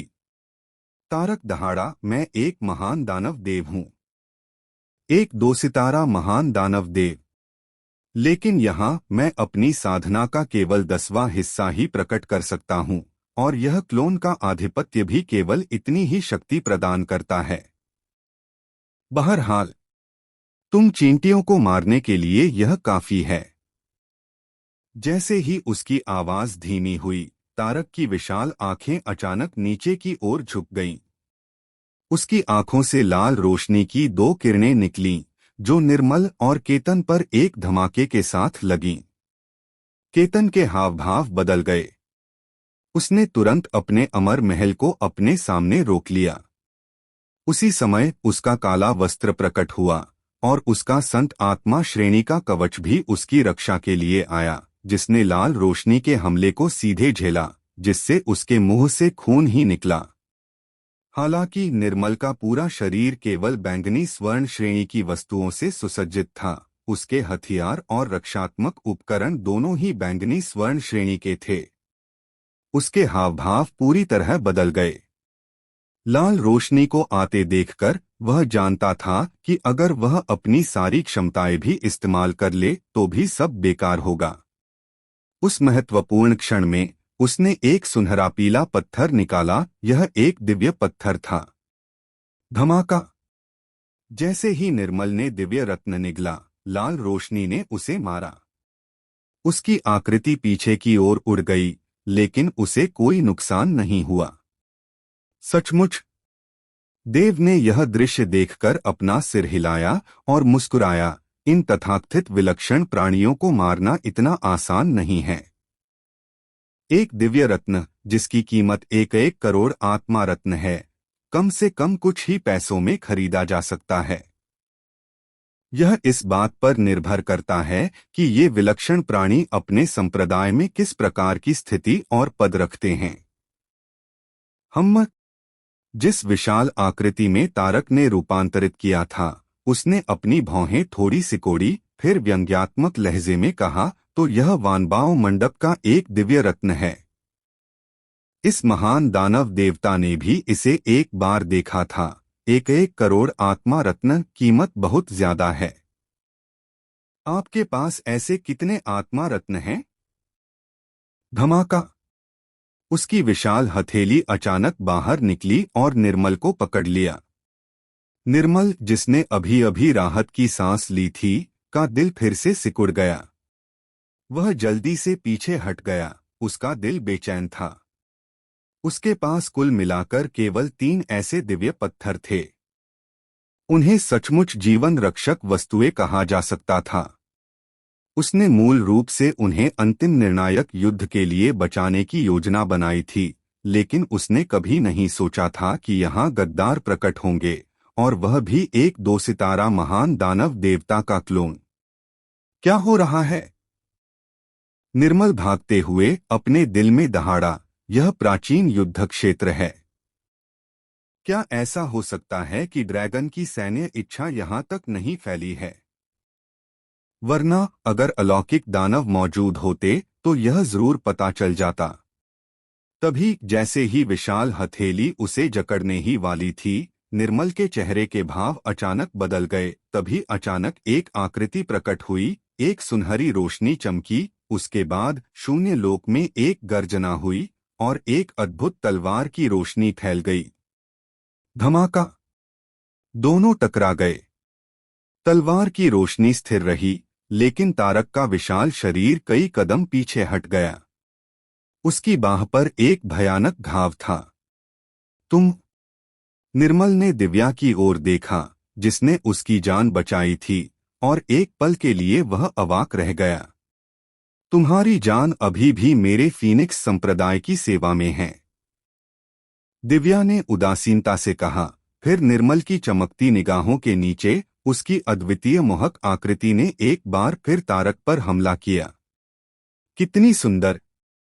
निर्मल की सांसें तेज हो गईं और उसके पीले रंग पर किसी कारण से लालिमा छा गई। यह मेरे सपनों की स्त्री है, यह मेरी भावी दांव साथी है। निर्मल अपने दिल में दहाड़ा, मैं उसका पीछा करना चाहता हूँ, मैं उसका पीछा करना चाहता हूँ। अगर दिव्या को पता होता कि निर्मल इस समय क्या सोच रहा है, तो वह उसे जरूर थप्पड़ मारकर मार डालती। यद्यपि निर्मल एक तृतीय श्रेणी के संप्रदाय का युवा संप्रदाय प्रमुख था, दिव्या सचमुच ऐसे व्यक्ति के बारे में ज्यादा नहीं सोचती थी। फीनिक्स संप्रदाय में सभी का मानना था कि भविष्य का फीनिक्स संप्रदाय इन तृतीय श्रेणी के संप्रदायों या यहाँ तक कि द्वितीय श्रेणी के संप्रदायों से भी तुलनीय नहीं होगा। कम से कम उसे एक महासंप्रदाय तो होना ही चाहिए। वैसे भी वर्तमान परिप्रेक्ष्य से फीनिक्स संप्रदाय में मध्यमस्तरीय शक्तिशाली लोगों की संख्या इन तृतीय श्रेणी के संप्रदायों से पहले ही अधिक हो चुकी थी। तुम मरने के लायक हो। दिव्या की आंखें ठंडी थीं। जो विश्वासघात करते हैं वे सभी मृत्यु के पात्र हैं। हाँ हाँ हाँ हाँ। तारक अचानक हंस पड़ा, फिर कुछ और नहीं बोला। उसके विशाल हाथ ने पंजा बनाया और दिव्या पर जोर से वार किया। जैसे ही उसने वार किया, उसकी हथेली पर रक्त क्रिस्टल की एक परत बन गई। उसे छुए बिना भी कोई भी समझ सकता था कि यह बेहद कठोर होगा। अगर इसकी कठोरता को ड्रैगन मार्शल महाद्वीप की सामग्रियों के अनुसार वर्गीकृत किया जाए, तो यह रक्त क्रिस्टल कम से कम उच्च श्रेणी के बैंगनी सुनहरे रक्षात्मक उपकरण की कठोरता तक पहुंच जाएगा। भागो! हथेली को आते देख दिव्या दहाड़ी और अपनी सुनहरी तलवार फिर से घुमाई। दिव्या के शोधन के तहत यह सुनहरी तलवार उसका जीवनायुध बनने वाली थी। हालांकि दिव्या कोई कलाकृति शोधक नहीं थी, लेकिन सच्ची क्यूई के पोषण से इस सुनहरी तलवार का स्तर धीरे धीरे बढ़ रहा था।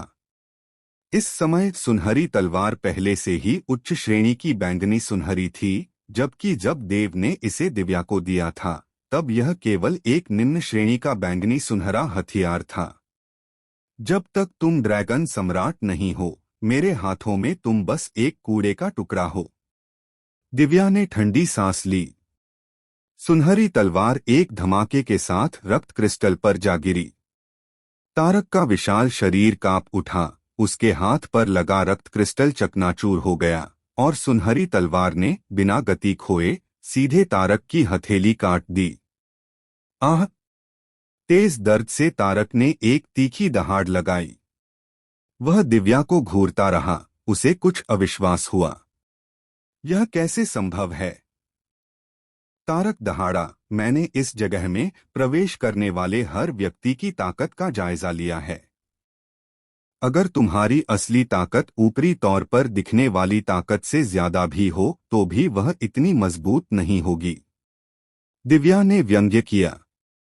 तारक को कैसे पता था कि इस प्राचीन युद्ध क्षेत्र में प्रवेश करने के बाद देव को लगातार 2 हड्डियां मिल गई थीं जो ताकत बढ़ा सकती थीं, और वर्षावन संप्रदाय, Z0 महल और वांग परिवार के लोगों के साथ इस जगह पर उसकी मायावी ताकत लगातार बढ़ती जा रही थी। ड्रैगन संप्रभु क्षेत्र के नीचे वह लगभग अजेय थी। यहाँ तक कि देव भी, अगर उसने 7 तलवारों की तकनीक जैसी शक्तिशाली गुप्त तकनीकों का इस्तेमाल न किया होता तो शायद दिव्या को हरा नहीं पाता। तारक, या यूं कहें कि तारक के भीतर विद्यमान महान दानव देवता को देखते हुए, हालांकि वह 2 सितारा था, ड्रैगन मार्शल महाद्वीप में उतरने के बाद वह पहले से ही अपनी शक्ति के केवल 10वें हिस्से तक दबा हुआ था। अब क्लोन आधिपत्य के साथ उसकी साधना अधिक से अधिक मुवेंद्र जैसे छद्म सम्राट क्षेत्र विशेषज्ञ से मुकाबला कर सकती थी। वह निश्चित रूप से दिव्या का प्रतिद्वंद्वी नहीं था। धमाका धमाका धमाका, गड़गड़ाहट जारी रही। दिव्या लगातार हमला कर रहा था, जबकि तारक का विशाल शरीर लगातार पीछे हट रहा था। हर बार पीछे हटने पर उसके शरीर पर एक चौंकाने वाला घाव दिखाई देता। गहरा हरा रक्त लगातार फूटता रहता, जिससे तारक लगातार दहाड़ता रहता। और जब दिव्या ने तारक का दमन किया तो देव के अलावा फीनिक्स संप्रदाय के सभी शिष्यों ने वांग परिवार, वर्षावन संप्रदाय, Z0 महल और अन्य सेनाओं के साथ चांगान पर्वत द्वार के शेष 50 से ज्यादा लोगों पर हमला कर दिया। इन 50 से ज्यादा लोगों ने भी निस्संदेह विश्वासघात किया था।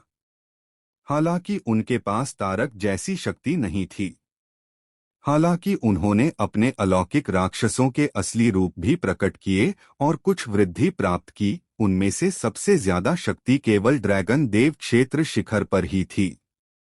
इसके अलावा ड्रैगन देव क्षेत्र शिखर स्तर पर केवल 3 ही थे और उन्हें आसानी से दबा दिया गया। हालांकि वर्षावन संप्रदाय, वांग परिवार और Z0 महल के कुछ लोगों के पास केवल ड्रैगन कोर क्षेत्र की सच्ची साधना थी, क्योंकि वे फीनिक्स संप्रदाय में शामिल हो गए थे। इस प्राचीन युद्ध क्षेत्र में उनकी मायावी शक्ति ड्रैगन देव क्षेत्र तक पहुंच गई थी। 600 से अधिक ड्रैगन गॉड दायरे के विशेषज्ञों ने 50 से अधिक ड्रैगन गॉड दायरे के विशेषज्ञों को घेर लिया। परिणाम स्वयं स्पष्ट था। लगभग 1 मिनट में वे सभी 50 मारे गए और प्राप्त सभी रक्त क्रिस्टल देव के हाथों में आ गए। आखिरी तारक की बात करें तो गर्जना के बीच दिव्या की तलवार ने उसका भी सिर काट दिया। उसकी विशाल रक्तवर्ण आकृति रक्त के धुंध में बदल गई, जो फिर एक रक्त क्रिस्टल में संघनित हो गई, जिसे देव ने पकड़ लिया। और जब तक युद्ध समाप्त हुआ, उस कंकाल पर तथाकथित संत का संरक्षण अंततः पूरी तरह से समाप्त हो चुका था। देव हिली नहीं, बल्कि इधर-उधर देखने लगी। सभी की नजरों में कई आकृतियां प्रकट हुईं। ये वे शक्तियां थीं जिन्होंने यहाँ संत की मायावी आकृति देखी थी। हालांकि ये शक्तियां बहुत शक्तिशाली नहीं थीं, उनमें से सर्वोच्च केवल तृतीय श्रेणी के संप्रदाय थे। जब वे प्रकट हुए तो उन्होंने दिव्या की तलवार के प्रहार को देखा जिसने तारक का सर्वनाश कर दिया, और वे स्तब्ध और विस्मय प्रकट करते हुए अचंभित रह गए। संत की खोपड़ी उनके ठीक सामने थी, लेकिन किसी की हिम्मत नहीं हुई कि आगे बढ़कर उसे छीन ले। देव शांत भाव से खड़ा हुआ और संत की खोपड़ी की ओर कदम बढ़ाता गया। रुको! जैसे ही वह संत की खोपड़ी लेने ही वाला था, पास ही एक युवक अचानक बोला, हम। देव ने उस युवक की तरफ देखा और हल्की मुस्कान के साथ कहा, तुम्हें चाहिए? नहीं नहीं, युवक ने सूखी हंसी हंसते हुए कहा, मुझे लगता है कि महामहिम फीनिक्स संप्रदाय के संप्रदाय गुरु हैं, देव भाई देव, है ना? हम। देव ने धीरे से सिर हिलाया। भाई देव, तुम्हें नहीं पता। युवक ने समझाया, संत देवता होते हैं। उनकी मृत्यु से पहले महान दाव उनकी रक्षा करते थे। संत की खोपड़ी लेने से पहले संत की अनुमति प्राप्त करने के लिए 3 बार साष्टांग प्रणाम और 9 बार प्रणाम करना आवश्यक है। अन्यथा यह निश्चित रूप से महान दाव के क्रोध को भड़काएगा, संत की आत्मा को पुनर्जीवित करेगा और बिजली गिरने की भी संभावना है। देव ने भौहें चढ़ाई, मुड़कर चारों ओर देखा, तो देखा कि फीनिक्स संप्रदाय के शिष्यों के अलावा बाकी सभी ने सहमति व्यक्त की और स्पष्ट रूप से यह मान लिया कि यह व्यक्ति झूठ नहीं बोल रहा है। देवता 3 साष्टांग प्रणाम और 9 प्रणाम। हाँ हाँ हाँ हाँ। देव अचानक हंस पड़ा। मात्र आत्मिक लोक के प्राणी, फिर भी वे स्वयं को देवता कहते हैं और इस संप्रदाय से 3 साष्टांग प्रणाम और 9 प्रणाम मांगने का साहस करते हैं। जैसे ही उसके शब्द निकले, देव का पैर अचानक बाहर निकल आया और उसने संत की खोपड़ी को पकड़ लिया। भाई देव, तुम्हें ऐसा नहीं करना चाहिए। बस हो गया, बस हो गया। इससे देवताओं का क्रोध जरूर भड़केगा। देवताओं का अनादर, स्वर्गीय दाओं का अनादर, इससे बहुत बड़ी विपत्ति आएगी। यह देखकर कि देव ने बिल्कुल भी नहीं सुना, युवक और अन्य लोगों के हाव भाव बदल गए और वे जल्दी से पीछे हट गए। धमाका! इसी समय देव ने संत की खोपड़ी पकड़ ली। हिस!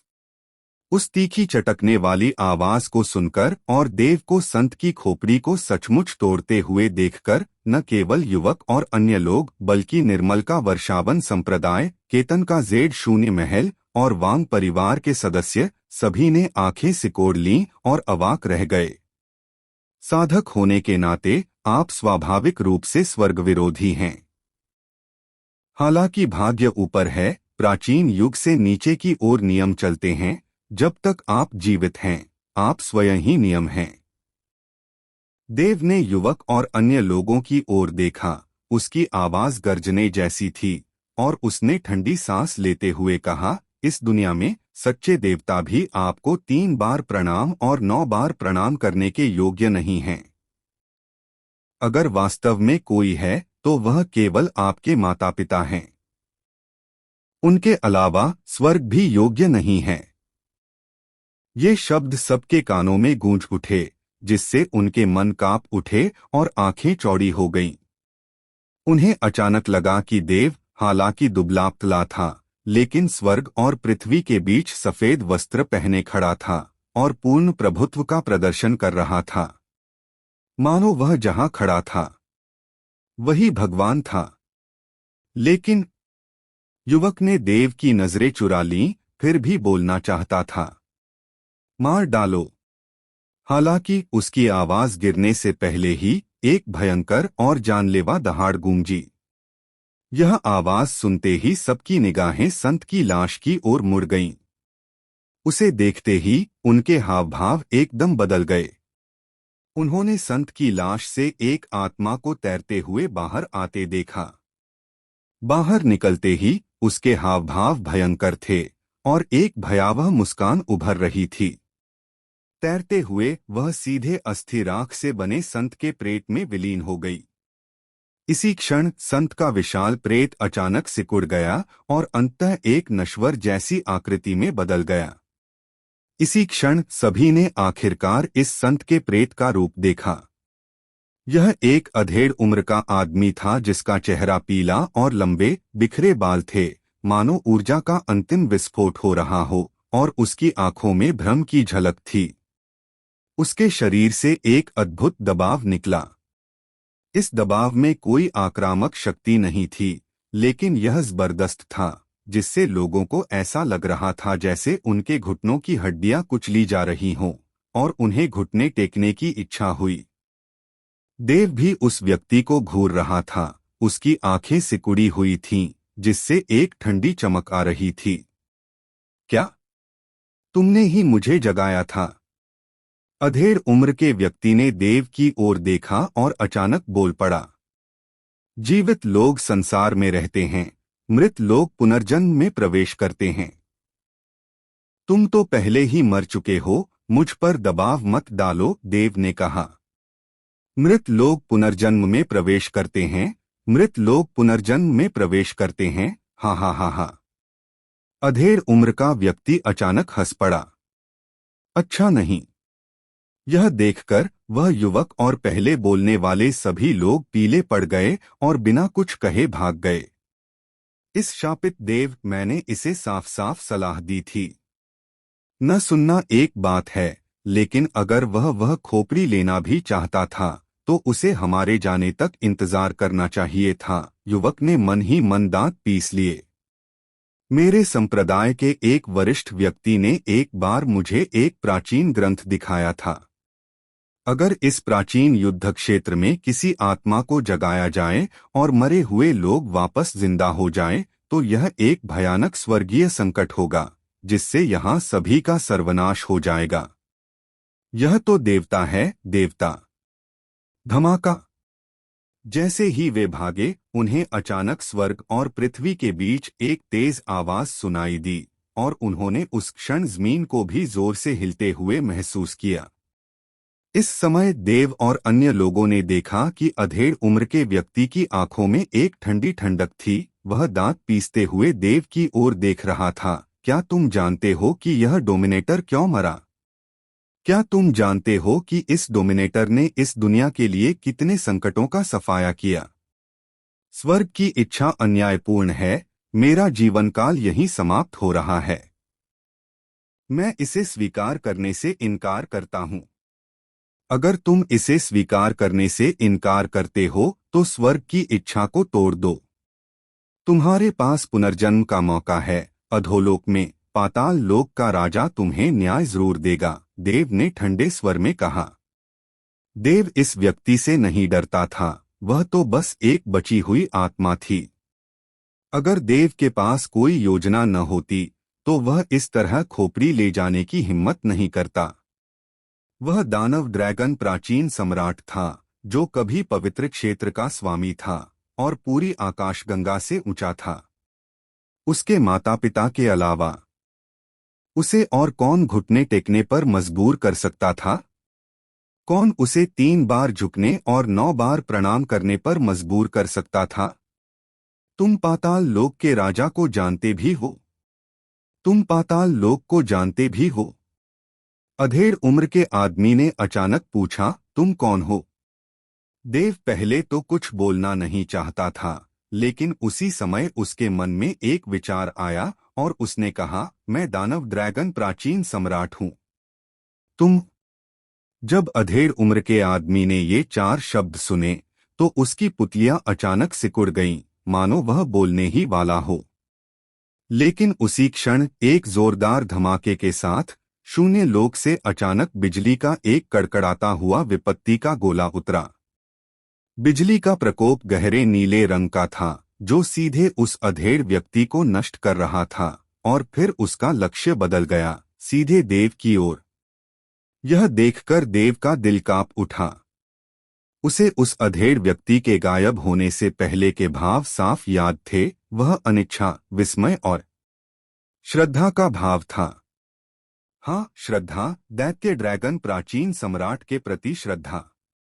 ऐसा लग रहा था कि वह कुछ कहना चाहता था, लेकिन बिजली के प्रकोप ने उसके आगे के शब्दों को रोक दिया। ठीक उसी तरह जैसे गोल्डन ड्रैगन सुप्रीम को देव ने ड्रैगन मार्शल सिटी के केंद्रीय चौक में देखा था।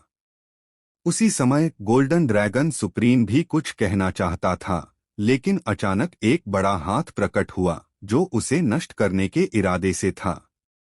अंत में अदृश्य प्रकाश ने ही उस बड़े हाथ को नीचे उतरने से रोका। 2 बार ऐसा लगा जैसे कोई उसे कुछ बताना चाहता था, लेकिन कोई और उन्हें रोक रहा था। अंशुमान, क्या यह तुम हो? देव की आंखों में एक बेहद ठंडी चमक थी। इस दुनिया में अगर कोई सचमुच उससे गहरी नफरत रखता था तो सिर्फ एक ही था, देव का पूर्व भाई जो अब पवित्र क्षेत्र का आत्मा स्वामी है, अंशुमान। लेकिन क्या वह जानता था कि देव जिंदा है? वरना वह ऐसा 2 बार क्यों करता? और अगर वह सचमुच वही था, अगर उसे सचमुच पता था कि देव जिंदा है, तो वह उसे मारने में कोई कसर नहीं छोड़ेगा। लेकिन उस समय उसका बड़ा हाथ क्यों रोका गया था? देव, जो कभी एक संप्रभु क्षेत्र का राजा था, सबसे अच्छी तरह समझता था कि एक डोमिनेटर की ताकत कितनी भयानक होती है। अगर अंशुमान किसी को मारना चाहता तो वह सचमुच किसी के बच निकलने की कल्पना भी नहीं कर सकता था। धमाका। यह गहन चिंतन का समय नहीं था।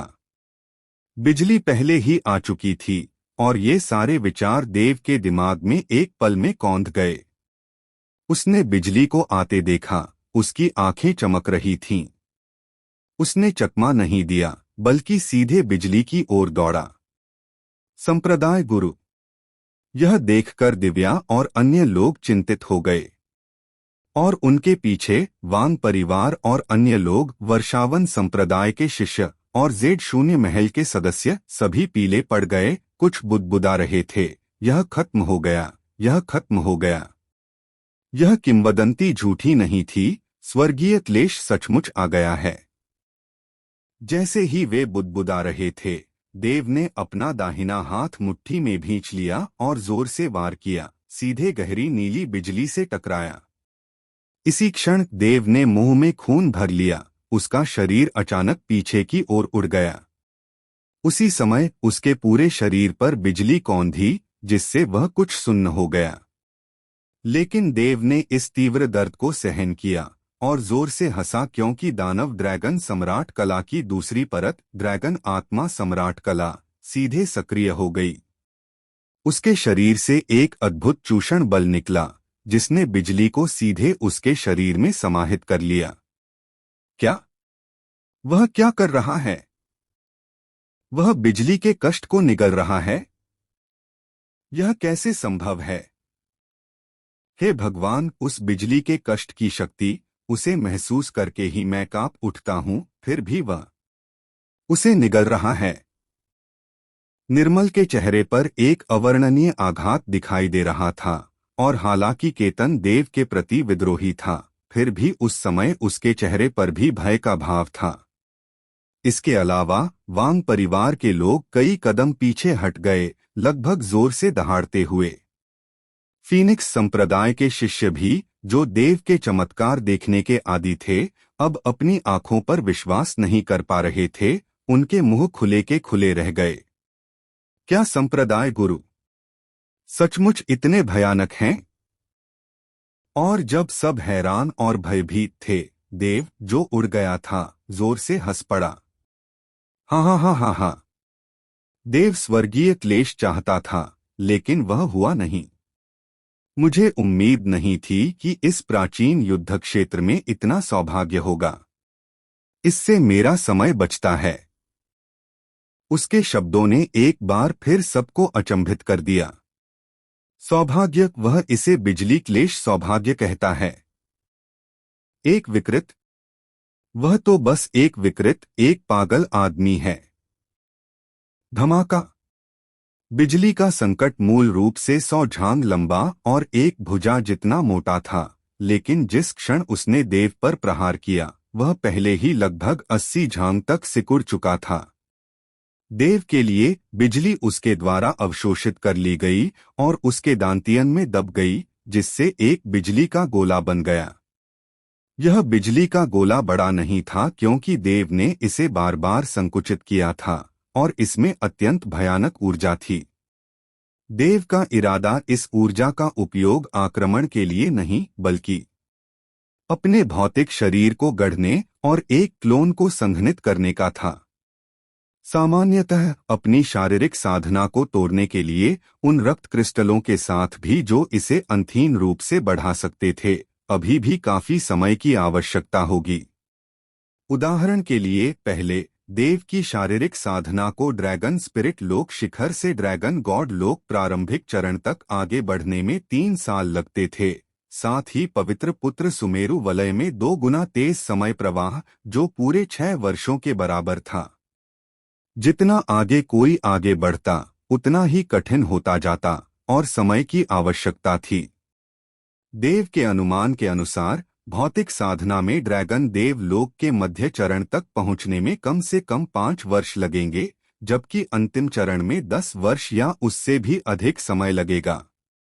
जहां तक शिखर की बात है, इसमें संभवतः कम से कम 20 वर्ष लगेंगे और भौतिक ड्रैगन प्रभु लोक तक पहुंचने में संभवतः कम से कम 50 वर्ष लगेंगे। यह समय दोगुना करके गणना की गई थी और हालांकि देव को समय की परवाह नहीं थी, फिर भी वह इसे बर्बाद नहीं करेगा। अब इस बिजली के क्लेश के अस्तित्व के साथ यह उसके भौतिक शरीर को पूरी तरह से संयमित कर सकता था, जिससे उसके शरीर द्वारा रक्त क्रिस्टलों को अवशोषित करने की गति बहुत तेज हो जाती थी। इसके अलावा बिजली के क्लेश के संयम के तहत न केवल उसका भौतिक शरीर बल्कि इस बिजली के क्लेश में निहित बिजली गुण भी देव को अपने पहले क्लोन बिजली क्लोन को संघनित करने की अनुमति दे सकता था। इस दुनिया की सभी बिजली में सबसे शक्तिशाली कौन सी थी? यह न तो कानून की बिजली थी और न ही जादुई बिजली, यह तो स्वर्गीय क्लेश बिजली ही थी। और बिजली का मुख्य प्रहार उसकी आक्रामक शक्ति थी। अगर वह सचमुच इस स्वर्गीय क्लेश बिजली के साथ मिलकर एक बिजली क्लोन बना लेता तो देव का बिजली क्लोन भयानक रूप से शक्तिशाली होता। धमाका! दूसरे प्रहार ने बिजली को छुआ और बिजली एक बार फिर 20 झांग तक सिकुड़ गई, केवल लगभग 60 झांग ही बची। बात यह नहीं थी कि बिजली नष्ट हो गई थी, बल्कि यह थी कि वे 20 झांग देव द्वारा अवशोषित कर लिए गए थे, बिजली के गुणों में परिवर्तित हो गए थे और उसके शरीर में जमा हो गए थे। और इस प्रहार के बाद भी देव को ताज़ा खून की उल्टी हुई, उसका चेहरा पीला पड़ गया, ऐसा लग रहा था जैसे उसका पूरा शरीर ढहने वाला है। इस बिजली क्लेश की शक्ति वास्तव में बहुत शक्तिशाली थी, भयानक रूप से शक्तिशाली। अगर देव का भौतिक शरीर पहले ही ड्रैगन गॉड लोक के प्रारंभिक चरण स्तर तक नहीं पहुंच गया होता तो वह शायद इन दो प्रहारों में बिखर जाता। धमाका धमाका धमाका! इसके बाद देव ने बिना किसी हिचकिचाहट के लगातार 3 घूंसे मारे और बिजली को पूरी तरह से अवशोषित कर लिया। इस समय तक देव के कपड़े फट चुके थे, उसका शरीर खून से लथपथ था और उस पर अनगिनत भयानक घाव दिखाई दे रहे थे।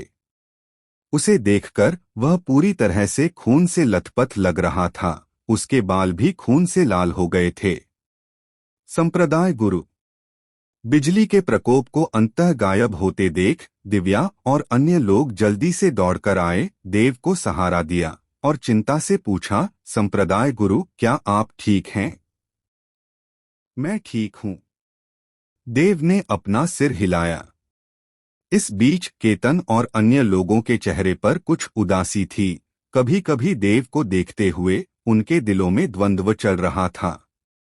वे इस बात पर विचार कर रहे थे कि क्या उन्हें इस मौके का फायदा उठाकर देव पर हमला करके उसे मार डालना चाहिए और अपना सार रक्त वापस पाने की तो बात ही छोड़ दीजिए। हालांकि अंततः उन्होंने यह विचार त्याग दिया, क्योंकि वे देव की मौजूदा चोटों की गंभीरता का अंदाजा नहीं लगा पा रहे थे और एक बार जब वे कोई कदम उठाते तो वह बिजली गिरने जैसा होता, अन्यथा देव उन्हें अपने सार रक्त से तुरंत मार सकता था। काफी विचार विमर्श के बाद केतन ने अंततः मन ही मन आह भरी, अंततः देव पर हमला करने का साहस नहीं जुटा पाया। वांग परिवार के शिष्यों की बात करें तो देव ने उन्हें पहले ही छोड़ दिया था और उनके मन में फीनिक्स संप्रदाय के प्रति कोई खास द्वेष नहीं था। इसके अलावा फीनिक्स संप्रदाय में शामिल होने से उनकी ताकत बढ़ सकती थी और इस प्राचीन युद्ध क्षेत्र में उनका अस्तित्व सुनिश्चित हो सकता था, तो क्यों नहीं? खैर, अगर उन्हें संत की खोपड़ी मिल भी जाती तो भी यह उनका श्रेय नहीं होता। अंतिम लाभार्थी केवल वांग परिवार के 2 युवा गुरु हो सकते थे, इवान और उनके बड़े भाई जसवीर। अंततः वर्षावन संप्रदाय के लिए निर्मल का जाने का कोई इरादा नहीं था, दिव्या के लिए भी उसे रुकना ही था। सबके विविध विचारों के बीच देव पालथी मारकर बैठा था, उसके होठों पर एक ठंडा व्यंग्य था। उसने बहुत पहले ही सबके विचारों का अनुमान लगा लिया था, खासकर केतन और अन्य लोगों के विचारों का। अगर उन्होंने हमला करने की हिम्मत की तो देव उन्हें तुरंत नष्ट कर देगा। यह देखकर कि केतन और अन्य लोगों ने कोई कदम नहीं उठाया, देव का ठंडा व्यंग्य गहरा गया और उसकी हथेली के एक झटके से बड़ी मात्रा में रक्त क्रिस्टल प्रकट हुए। पूरे 1000। ये सभी रक्त क्रिस्टल दानव शिशु स्तर और उससे ऊपर के थे। उसी समय देव ने अपना दाहिना हाथ हिलाया और तुरंत बिजली का एक पर्दा प्रकट हुआ जिसने उसके चारों ओर सब कुछ ढक दिया, जिससे दूसरे लोग देख नहीं पा रहे थे। इस बिजली के पर्दे को देखकर केतन की पुतलियां फिर सिकुड़ गईं और उसने राहत की सांस ली और मन ही मन सोचा कि वह भाग्यशाली था कि उसे मौत नहीं चाहिए थी। देव के पास इस बिजली के पर्दे को खड़ा करने की शक्ति थी, इसलिए सार रक्त को कुचलना और भी आसान हो जाता। संप्रदाय गुरु साधना करने जा रहे हैं, सभी लोग कृपया यहाँ एक क्षण रुकें, ईशान ने जोर से कहा। बिजली के पर्दे के भीतर देव ने अपना हाथ हिलाया और वे रक्त के क्रिस्टल तुरंत शून्य क्षेत्र में तैरने लगे, धमाकों के साथ टूटकर एक रक्तिम धुंध में बदल गए। इस रक्तिम धुंध से शोकाकुल और आक्रोशपूर्ण दहाड़े निकलीं, जो स्पष्ट रूप से मारे गए अलौकिक राक्षसों की आत्माओं से थीं। बिना एक शब्द कहे देव ने तुरंत ड्रैगन स्पिरिट सम्राट कला को सक्रिय कर दिया और एक विशाल भक्षण शक्ति प्रकट हुई। उसने अपना मुंह अथाह गड्ढे की तरह खोला और उस शोकपूर्ण दहाड़ के बीच उस अद्भुत रक्तिम धुंध को देव ने उसी क्षण निगल लिया। जैसे ही यह निगलना हुआ,